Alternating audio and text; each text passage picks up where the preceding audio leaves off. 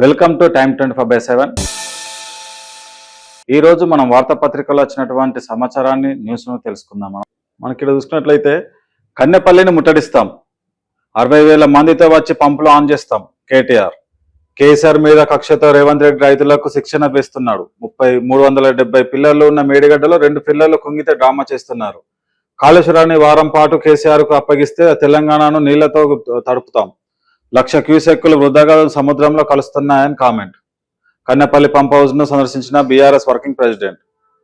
మనకు అలాగే ఇట్లా ఉత్తమ్ కుమార్ రెడ్డి గారు కూడా చూసుకుంటే పంపులు ఆన్ చేయలేం, ప్రజల ప్రాణాలను ప్రమాదంలో పెట్టాం. కాళేశ్వరం 3 బ్యారేజీలు పునాదుల బలహీనపై కన్నెపల్లి నుంచి అన్నారంలోకి నీటిని ఎత్తిపోతే పరిస్థితి లేదు. బ్యారేజీ రిపేర్లు పూర్తయ్యేదాకా వాడుకోవద్దని ఎన్డీఎస్ఏ చెప్పింది. మేడిగడ్డి ఒక్క గేటు సమస్య కాదు, నీటిని స్టోర్ చేసే భద్రాచలం సహా 44 ఊర్లు కొట్టుకుపోతాయి. 2027 జూలై నాటికి బ్యారేజీలను పునరుద్ధరిస్తామని వెల్లడి. మనకి కేటీఆర్ ఏమో మనకు ఖచ్చితంగా గేట్లు ఎత్తివేయాలి, రెండు గేట్లు మనకు మంచిగా లేవని, రెండు ఫిల్లర్లు కుంగితే మనకు మిగతా 370 గేట్లలో 2 ఫిల్లర్లు మనకు కొంచెం డ్యామేజ్ అయితే ఏమైతుంది, మీరు ప్రజలతోటి వాళ్ళకు నీరు అందకుండా, వాళ్ళకు పంటలు వేసుకోకుండా మీరు చాలా వాటర్ను వృధా చేస్తున్నారు నీరు అనేసి ఇక్కడ కేటీఆర్ చెప్తున్నారు. అదే కేసీఆర్ కనుక మీరు వారం రోజుల పాటు కేసీఆర్ కు మీరు అప్పగిస్తే మేము తెలంగాణ మొత్తం నీళ్లతో నింపుతామనేసి ఇక్కడ కేటీఆర్ అనేసి ఇక్కడ నిన్న వ్యాఖ్యానించారు. దానికి ఇక్కడ ఉత్తమ్ కుమార్ గారు అంటున్నారు, మనకు అసలు ఎన్డీఎస్ఏ నుంచి వెళ్ళి మనకు అసలు రిపోర్ట్ వచ్చింది, దానికి రిపేర్ అయ్యేదాకా మన పునరుద్ధరణ పనులు చేసేదాకా వాటిని అసలు ఓపెన్ చేయకూడదు అనేసి కూడా ఇక్కడ వాళ్ళు రిపోర్ట్ ఇవ్వడం జరిగింది. సో మేము ప్రజల ప్రాణాలతోటి మేము చెలగాటమాడము, మేము 2027 నాటికి ఈ బ్యారేజీలు పూర్తి అయినాకనే పునరుద్ధరణ చేస్తామనేసి పునఃప్రారంభం చేస్తామనేసి ఇక్కడ మన మంత్రి ఉత్తమ్ కుమార్ రెడ్డి చెప్పడం జరిగింది. కన్నెపల్లి నుంచి ఆ అన్నారంలోకి నీటిని ఎత్తిపోసే పరిస్థితి అసలు మనకు ఎత్తిపోసే పరిస్థితి లేదు. అక్కడ మనకు కనుక ఒకవేళ గేట్లు కనుక ఎత్తినట్లయితే భద్రాచలం సహా 44 ఊర్లు కూడా మనకు మునిగిపోవడం జరుగుతుంది అనేసి ఇక్కడ మనకు వాళ్ళు చెప్తున్నారు. అదే ఇక్కడ మనకు గడ్డతో సంబంధం లేకుండా ప్రభుత్వం కన్నెపల్లి పంప్ హౌస్ మోటార్లు ఆన్ చేయాలని BRS working president KTR demand చేశారు. లేకపోతే కేసీఆర్ తో సంప్రదించి 60,000 మందితో పంప్ హౌస్ ను ముట్టడించి తామే మోటార్లను ఆన్ చేస్తామని హెచ్చరించారు. కన్నెపల్లి వద్ద 1,00,000 క్యూసెక్కుల నీరు వృధాగా సముద్రంలో వెళ్తున్నా ప్రభుత్వం పట్టించుకోవడం లేదనేసి ఇక్కడ కేటీఆర్ గారు నిన్నైతే చెప్పడం జరిగింది. మనకు వాళ్ళు నిన్న కేటీఆర్ ఉన్న వారు బీఆర్ఎస్ కార్యకర్తలు కానీ లీడర్లు కానీ నిన్న కన్నెపల్లికి పోయి అక్కడ మనకు పర్యవేక్షించడం జరిగింది. మీరు కనుక పనులు ఇప్పుడు గేట్లు కనుక ఎత్తివేయకపోతే మేము కేసీఆర్ ను సంప్రదించి 60,000 మందితోటి మేమే ముట్టడించి మేమే ఓపెన్ చేస్తాము, మేమే గేట్లు ఓపెన్ చేస్తాము అనేసి నిన్న ఇక్కడ వాళ్ళు ప్రభుత్వం చెప్పడం జరిగింది. ప్రభుత్వం కూడా ఇప్పుడు కన్నెపల్లి వద్ద ఉన్నటువంటి 1,00,000 క్యూసెక్ల వాటర్ ని సముద్రంలో వృధా చేయడం జరుగుతుంది. ఆ వాటర్ ని కనుక మనకు తెలంగాణ ప్రజలకు కనుక అందిస్తే పంటలు కానీ ఇవన్నీ చాలా బాగా వాళ్ళు పండిస్తారు, వాళ్ళకు యూజ్ అవుతాయి అనేసి ఉద్దేశంతో ఇక్కడ వీళ్ళు చెప్పడం జరిగింది. కానీ ఇక్కడ ఉత్తమ్ మాత్రం అసలు ఓపెన్ చేసే ప్రసక్తే లేదు, వాటి ఓపెన్ చేస్తే మాత్రం ప్రజలకు చాలా ప్రాణ నష్టం జరుగుతుంది, మనకు ఆస్తి నష్టం జరుగుతుంది అనేసి కూడా ఇక్కడ చెప్పడం జరిగింది. కాళేశ్వరం బ్యారేజీల పంపులు ఆన్ చేయడం సాధ్యం కాదని ఇరిగేషన్ శాఖ మంత్రి ఉత్తమ్ కుమార్ రెడ్డి స్పష్టం చేశారు. బ్యారేజీలకు రిపేర్లన్నీ పూర్తయ్యాకే 3 బ్యారేజీలను వాడుకోరాదని national dam safety authority NDSA స్పష్టం చెప్పిందన్నారు. కాబట్టి ప్రజల ప్రాణాలు ప్రమాదంలో పెట్టి నిర్ణయం తమ ప్రభుత్వం ఎప్పటికీ తీసుకోదని చెప్పారు. ఎన్డీఎస్ఏకి ఏం తెలియదన్నట్టుగా కేటీఆర్ మాట్లాడుతున్నారు. ఆయన చెప్పినట్టు కన్నెపల్లి నుంచి నీటిని ఎత్తిపోసే పరిస్థితి లేదని ఆయన వ్యాఖ్యానించారు. ఇక్కడ మనకు ఎన్డీఎస్కే ఏం తెలియదన్నట్టు మనకు కేటీఆర్ గారు ఇక్కడ మాట్లాడుతున్నారు అనేసి కూడా మనకు చెప్పడం జరిగింది ఇక్కడ ఉత్తమ్ గారు. అలాగే మనము ఇక్కడ ఇంకోటి చూసుకున్నట్లయితే మెట్రోపై ఆలస్యం ఎందుకు, కేంద్ర మంత్రులు కిషన్ రెడ్డి, మనోహర్ లాల్ ఖట్టర్ కు వేర్వేరుగా సీఎం రేవంత్ లేఖలు. కన్సల్టెన్సీ ఎస్బీఐ క్యాప్స్ నియామకంలో జాప్యంపై ఆందోళన. ఫేజ్ 1 టేక్ ఓవర్, ఫేజ్ 2 విస్తరణపై వెంటనే నిర్ణయాలు తీసుకోవాలని విజ్ఞప్తి. కిషన్ రెడ్డి, మెట్రోపై వ్యక్తిగతంగా జోక్యం చేసుకోండి, ఫేజ్ 2 కు వెంటనే ఆమోదం ఇచ్చేందుకు సహకరించండి, ఆలస్యమైతే 1,000 కోట్ల అదనపు భారం పడే అవకాశం ఉందనేసి ఆందోళన పడుతున్నారు మనకు Revanth Reddy. Term of reference త్వరగా ఖరారు చేసి రాష్ట్ర ప్రభుత్వానికి పంపాలని రిక్వెస్ట్. ఇప్పటికే నోడల్ ఆఫీసర్ గా మున్సిపల్ షా స్పెషల్ సిఎస్ ను నియమించినట్టు వెల్లడి. కేంద్ర మంత్రి కిషన్ రెడ్డి కూడా నిన్న మనకు మనోహర్ లాల్ ఖట్టర్ కు మరియు కేంద్ర మంత్రి కిషన్ రెడ్డికి కూడా మనకు రేవంత్ రెడ్డి సపరేట్ గా వేరే వేరే లేఖలు రాసి మనకు మొన్న 2 వారాల కిందట జరిగినటువంటి చర్చలు, ఢిల్లీకి వెళ్ళి చర్చలు మనకు కేంద్ర మంత్రి సీఎం రేవంత్ రెడ్డి గారు మనకు 2 వారాల క్రితం చూసినట్లయితే 2 రోజుల పాటు మనకు ఫేజ్ 1 ఫేజ్ 2 గురించి మనకు చర్చలు జరిపి వాళ్ళకు క్లారిటీ ఇచ్చి మనకు ఆమోదం తీసుకొచ్చుకున్నారు. కానీ ఇంకా అవి మనకు ఇక ఆమోదించలేదు. మనకు కేంద్రం నుంచి ఒక అధికారిని మనకు ఇక్కడికి మనకు అలర్ట్ చేస్తానని చెప్పారు. ఇంకా వాళ్ళను ఎవరిని కూడా అలర్ట్ చేయలేదు. ప్లస్ ఏమన్నా జాప్యం జరుగుతుందా అనేసి కూడా ఇక్కడ ఆందోళనకరంగా ఉందనేసి కూడా ఇక్కడ రేవంత్ చెప్తున్నారు. సో దాన్ని ఉద్దేశించి మనకు కేంద్ర మంత్రి మనోహర్ లాల్ ఖట్టర్ కున్న మరియు కేంద్ర మంత్రి మనకు కిషన్ రెడ్డి గారికి కూడా సపరేట్ ఎవరు ఇండివిజువల్ మనకు లేఖలు రాసి తొందరగా మీరు పనులు వీటి మీద ఫోకస్ చేసి తొందరగా పనులు చేయాలనేసి మనకు మనోహర్ లాల్ ఖట్టర్ కు రావడం జరిగింది. అలాగే కిషన్ రెడ్డికి కూడా మీరు తొందరగా దాన్ని ఫాలోఅప్ చేసి మీరు వీలైనంత తొందరలో మనకు ఫేజ్ 1 ఫేజ్ 1 టేక్ ఓవర్ కోసం, ఫేజ్ 2 పనుల విస్తరణ కోసము మీరు తొందరగా ఫాలోఅప్ చేసి మనకు ఆమోదం తీసుకొస్తే మనకి ఇక్కడ పనులు కూడా తొందరగా జరిపిస్తే మనకు కొంచెం ఆదాయం కూడా ఆర్థికంగా కూడా ఉంటాము. లేకపోతే 1000 కోట్ల అదనపు భారం పడే అవకాశం ఉందనేసి మనకు ఇక్కడ వివరించడం జరిగింది. మనకి ఇప్పటికే మనకు కేంద్రం నుంచే కాకుండా మన ప్రభుత్వం నుంచి కూడా ఒక ఆఫీసర్ ను కూడా ఇద్దరు మనకు ఎంపిక చేసి వాళ్ళకు సహకరించి వీళ్ళు ఎస్టిమేషన్ చేస్తారనేసి కూడా వాళ్ళు అప్పుడు మనకు మన సమావేశంలో చెప్పుకోవడం జరిగింది.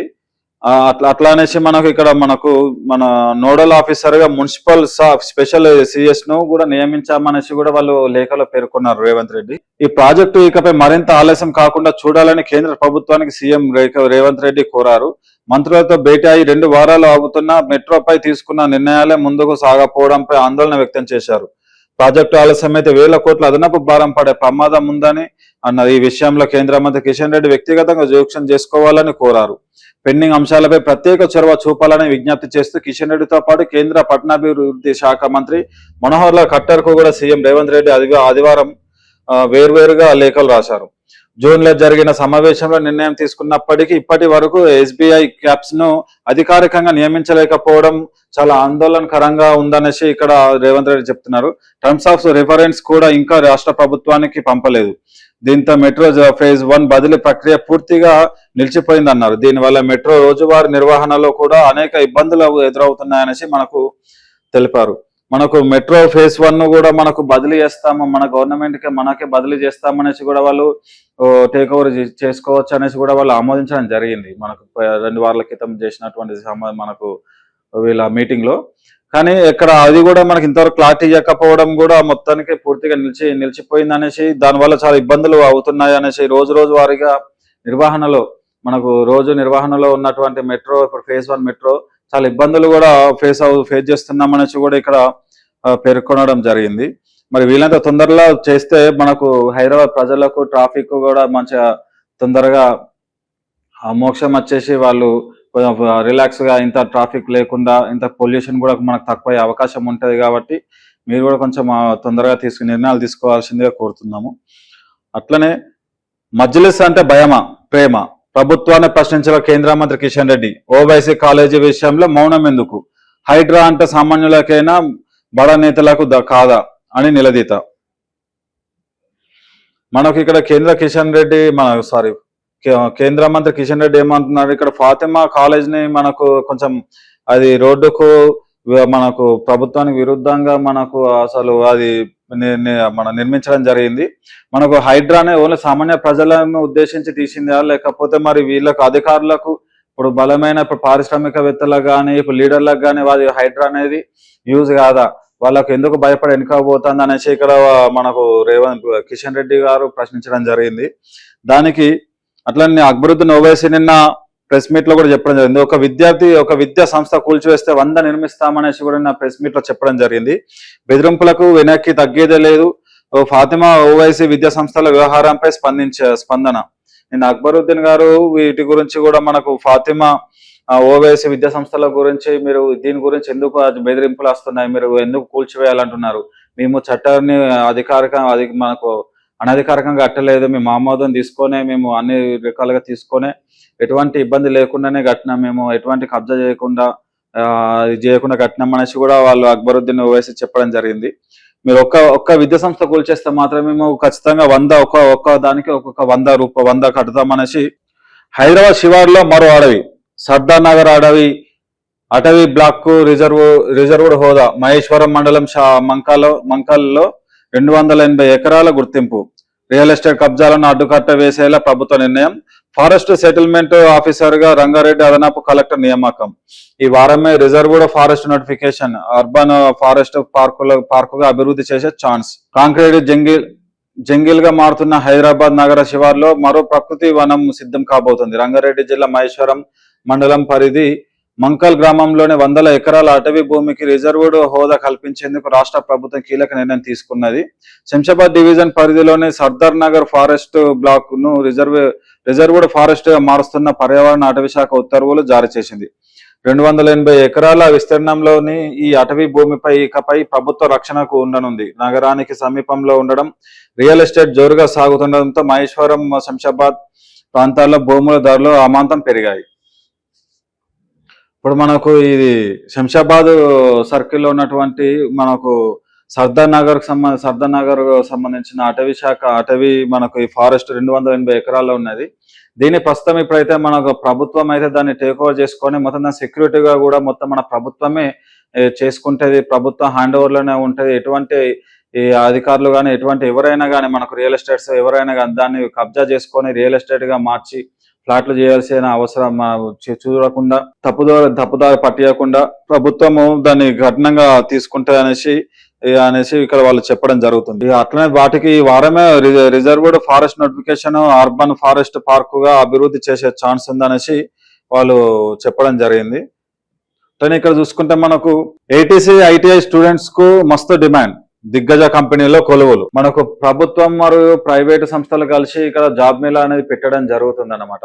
సో దానికి కొన్ని కంపెనీలు కలిసేసి మనకు ఇప్పుడు అడ్వాన్స్ టెక్నాలజీకి సంబంధించిన ఇప్పుడు మనకు ఏదైనా ఏఐ తోటి మనకు ముడిపడి ఉంటుంది కాబట్టి ఇప్పుడు దాన్ని ఏఐ తోటి కలుపుకొని ఇప్పుడు అడ్వాన్స్ టెక్నాలజీ ఇప్పుడు వాళ్ళకు ప్రాక్టికల్ కానీ ఏది కానీ మనకు ఇప్పుడు స్టూడెంట్ మనకు క్లాస్ రూమ్ లోనే మనకు ఇప్పుడు నిర్వహిస్తున్న మనకు దానిలోనే వాళ్ళకు ఖచ్చితంగా చెప్పాలనేసి ఇక్కడ వాళ్ళు మన ప్రభుత్వం అనేది చేస్తుంది. మన ఉట్నూరు ఏటీసీలో 99 మందికి, వరంగల్ కౌశల్ మహోత్సవ్ లో 260 మందికి ఉద్యోగాలు, టాటా మోటార్స్, యాపిల్, ఎల్&టి, మేధా, servo drive, ITC limited, standard group of companies లాంటి ప్రముఖ కంపెనీలకు ఎంపిక. ఆధునిక అవసరాలకు తగ్గట్టుగా ఏటీసీలు, ఐటీఐ కోర్సుల్లో మార్పులు, ప్రాక్టికల్ శిక్షణపై ప్రభుత్వం ప్రత్యేక దృష్టి. జాబ్ మేళలో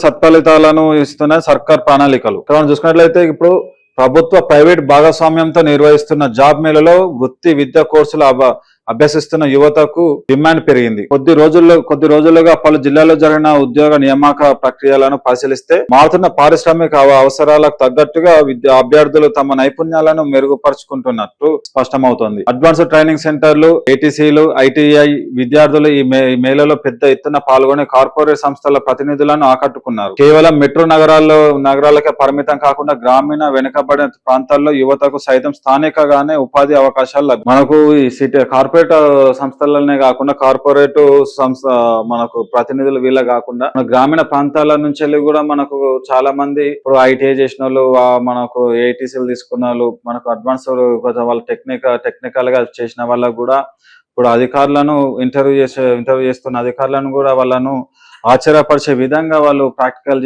చేసి వాళ్ళకు చూపించడం జరిగింది. సో దాని ద్వారా మనకు రాబోయే కాలానికి మనకు ఇంకా యువత కూడా చాలా అధికంగా వాళ్ళ యొక్క మేధస్సును ఇక్కడ పెట్టేసి మనకు ఏఐకి ధీటుగా మనకు ఎటువంటి లోపాలు లేకుండా కూడా మన విద్యార్థులు తయారు కావాలనేసి కూడా మన ప్రభుత్వము ఇక్కడ ప్రైవేటు సంస్థలతో కలుసుకొని వాళ్ళకు కోర్సులు కూడా సపరేట్ గా డివైడ్ చేసి పెట్టడం కూడా జరుగుతుంది. ఇక్కడ చూసుకుంటే నల్గొండ జిల్లాలో యాక్సిడెంట్, కారును ఢీకొన్న బస్సు, 4 మృతి. మృతుల్లో తల్లి, బిడ్డ, కొడుకు, మరొకరు దుర్మరణం. చనిపోయిన వారంతా కాకినాడకు చెందిన వారిగా గుర్తింపు. చిట్యాల మండలం పెద్ద కాపర్తి వద్ద కారును ఢీకొట్టిన ప్రైవేట్ ట్రావెల్స్ బస్సు. ఈ అతివేగం ప్రమాదానికి కారణమని మనకు ఎన్నో బోర్డ్స్ మనకు అవి చూస్తాం, వెహికల్స్ వెనక కూడా చూస్తాం. కాకపోతే ఇప్పుడు ఏంటంటే ఉన్న హైవేలలో కూడా ఇప్పుడు కొంతమంది ఏం చేస్తున్నారంటే చాలా ఓవర్ స్పీడ్ గా వెళ్ళడము, కంట్రోల్ పవర్ తగ్గి మన కంట్రోల్ పవర్ అనేది తక్కువగా ఉండి కూడా వాళ్ళకు కంట్రోల్ చేసుకోలేక కూడా చాలా ప్రమాదాలు జరుగుతున్నాయి. చాలా మంది ప్రాణాలు పోతున్నాయి. అయినా కానీ వీళ్ళు ఇప్పుడు మన ప్రయాణికులు అనేది వాళ్ళు కారు చేతుల స్టీరింగ్ ఉన్నాయంటే ఇక వాళ్ళకి నచ్చినట్టు వాళ్ళకి తప్ప ఎవరికి రాదన్న ఉద్దేశంతో చాలా ఓవర్ స్పీడ్ గా ప్రమాదకరంగా పోవడం జరుగుతుంది. దానివల్ల వాళ్ళే కాకుండా పక్కలకు కూడా ప్రాణ నష్టం కలుగుతుంది. వాళ్ళ ఫ్యామిలీస్ కూడా రోడ్డు మీద పడే అవకాశం ఉంటుంది. సో అందుకనే ఇక్కడ నేను చూసుకున్నట్లయితే నల్గొండలో ప్రైవేట్ ట్రావెల్స్ బస్సు ఇక్కడ కారు గుద్దుకుంటే దగ్గర ముగ్గురు. ఇప్పుడు ఇంకో పరిస్థితి కూడా విషమంగా ఉన్నది. రోడ్ల మీద చూసుకొని నిమ్మలంగా కొంచెం నిదానంగా ఒక 10 నిమిషాలు లేట్ అయినా ఏం కాదు కానీ నిదానంగా పోవాల్సిందిగా చెప్తున్నాము. అట్లనే ట్రావెల్స్ బస్సులలో కూడా చాలా ఓవర్ స్పీడ్ గా చాలా ర్యాష్ గా నడుపుతున్నారు.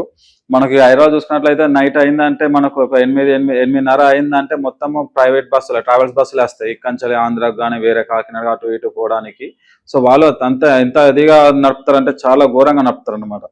సో ఒకసారి అధికారులు కూడా వాళ్ళ మీద ఫోకస్ చేసి చూసుకోవాల్సిందిగా. ఇక్కడ చూసుకుంటే ఉమెన్స్ T20 విజేత ఆస్ట్రేలియా ఉమెన్స్ జట్టు రికార్డు స్థాయిలో 7వ T20 వరల్డ్ కప్ ను సొంతం చేసుకుంది. ఆదివారం ఇంగ్లాండ్ తో జరిగిన ఫైనల్ మ్యాచ్ లో 7 వికెట్ల తేడాతో విజయం సాధించింది.